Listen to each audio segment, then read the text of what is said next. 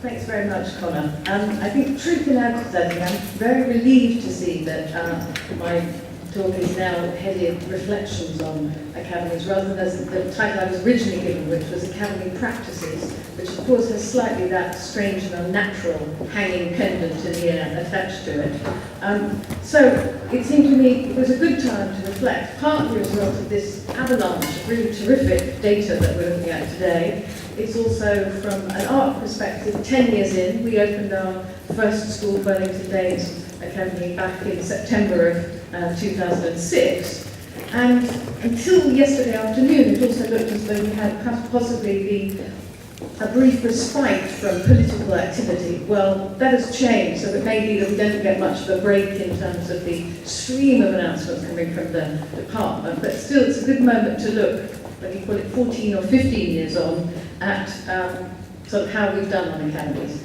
Now, I think the evidence that we just had has been fantastic, but I suspect that both friends and foes of the Academies movement will find plenty to cheer in these reports.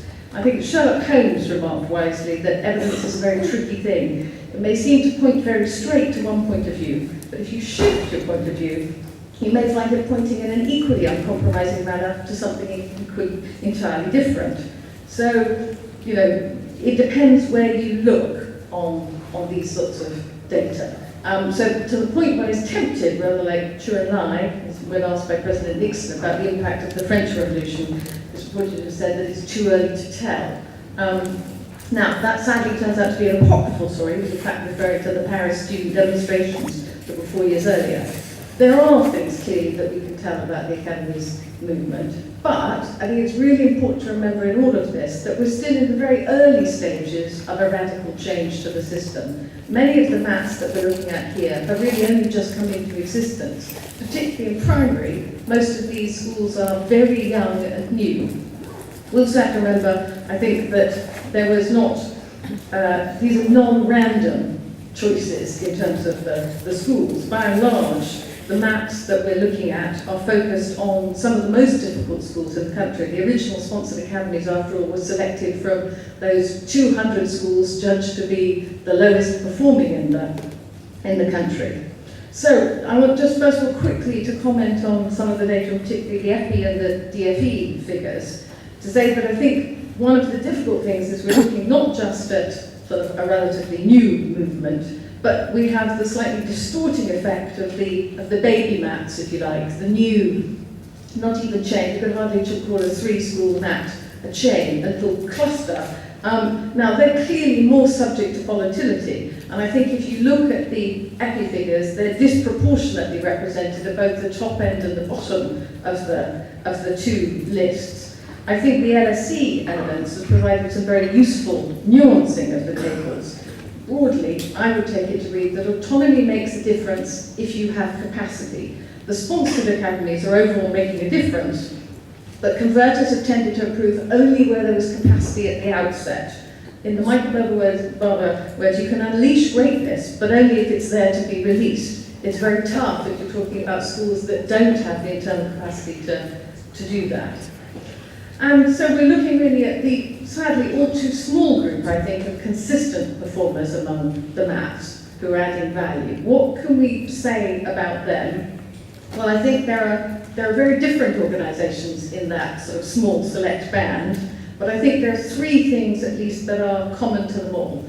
And the first is a strong vision, and that's not just the very, I think that's a very practical realisation vision, that on the whole, if you sort of group the maths along the line from those which are sort of not so cookie cutter, but have a sort of strong central vision and indeed implementation of a model, versus those that tend more to sort of loose federation, you would have to acknowledge that broadly those at the more controlling end of the spectrum tend to have done better.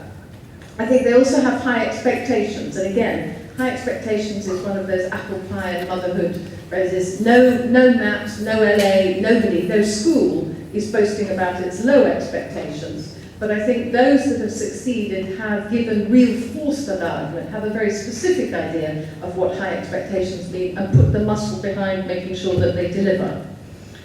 And I think certainly at secondary, you would also say that one of the things that unites most of those top performers is geographic focus. Now, it's a slight stretch to include Ark in that list because we are, although predominantly London, we have schools on the south coast and in Birmingham, but we started from the beginning to focus very closely and make sure that we didn't want to move outside clusters. I don't think there's anything in principle that prevents you from operating on a sort of larger scale, but I think in practice it's very difficult to do that if you're spreading yourself too thinly. So the key question that we come to at the end is, how do we replicate more? How are we going to make sort of those maths the norm rather than not quite the exception, but all too rare? Well, I think there are probably 4 things. And one is the commissioning and the accountability. And there I would echo pretty much, I think, everything that Becky Francis said earlier. It's really difficult to do this well. All the evidence from America, where you look at the states that have had strong commissioning and accountability of charter schools, have well outperformed the states where that is not the case. We need to make sure that the RSCs, the department, Ofsted, all play their part in ensuring that good maths are able to grow. I have to say I'm still resistant to the word change, but so I'm sticking with maths at the moment, although I take your point. Good maths grow, and that we move quickly to make sure that those that don't perform move on. The only caveat in all this, and I think the caveat to all the data, is to remember how many variables are involved. I was struck looking at some of the data here. You can do the comparison of schools in similar circumstances. But remember, one of the things is you need something about the direction of travel. Schools may start with exactly identical sort of Key Stage 2, Key Stage 4 outcomes. That may reflect very different stories. The school that is actually on the rise, maybe you could be at sort of floor level, but have been coming from behind, have got the new staffing in, actually be reflecting a very positive picture of growth, would look, just on the basis of that straightforward data, to be in the same position as a school that's just lost an outstanding head, seen staff move, is stuck in the doldrums, and is just about to plunge down. Now, it's very difficult to distinguish between those two, and the straightforward data doesn't necessarily do that adequately, doesn't capture the nuance. So I think one of the pieces about commissioning is that we have to recognise that both that and holding maths and local authorities to account is about making sure that you really understand the nuance of how those schools are operating. The second piece is leadership, and again, no sort of mystery here. One of the critical gaps, I think, is the quality of leadership when we move above school level. It's already hard enough to find enough great principals to run our schools.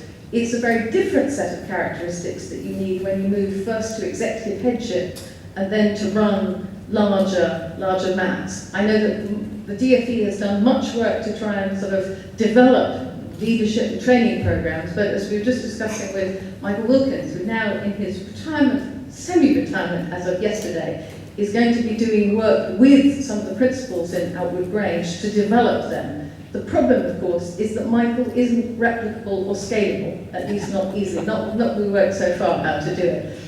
And I think that leadership is partly an art, and how we develop good leaders, how we get great heads to become leaders of maths, that's a very tricky problem. How we bring people from outside. I'm relatively rare in running a large math, but not being an educationalist. I think, and it's not just sort of talking my book, but I think there is room to have a wider group of people, particularly when you look at the scale that large maths are taking on, of the financial issues. One of the things that I think has been problematic for a number of maths has been trying to manage finances in what is a period of increasing austerity.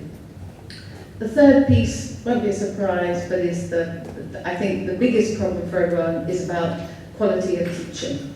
So it's first of all the recruitment of teachers is proving increasingly challenging, I imagine, for all of us.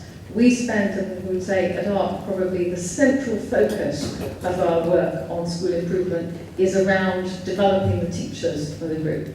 I'm very happy to say that we think for next year we're looking at developing an institute for teaching, working in partnership with a group of other MATs and schools. We're working to develop an institute of teaching which takes some of the work that we've done in initial teacher training and takes that further out, saying beyond the initial teacher training, how then do you look as teachers go on in their career to ensure that they maintain that same pace of development. And finally, and I hate to say it, but I think there's funding and the money. Now, I'm going to be very interested to see what the LSE figures reveal on the post-2010 sponsored academies, because one of the things that I would say, we can see it in our own group, is that the advantage that the early movers had was funding. And it will be very interesting to see whether those later sponsored academies are able to improve at the same rate. There is no doubt that the wealth of funding that was available for the early academies made a difference.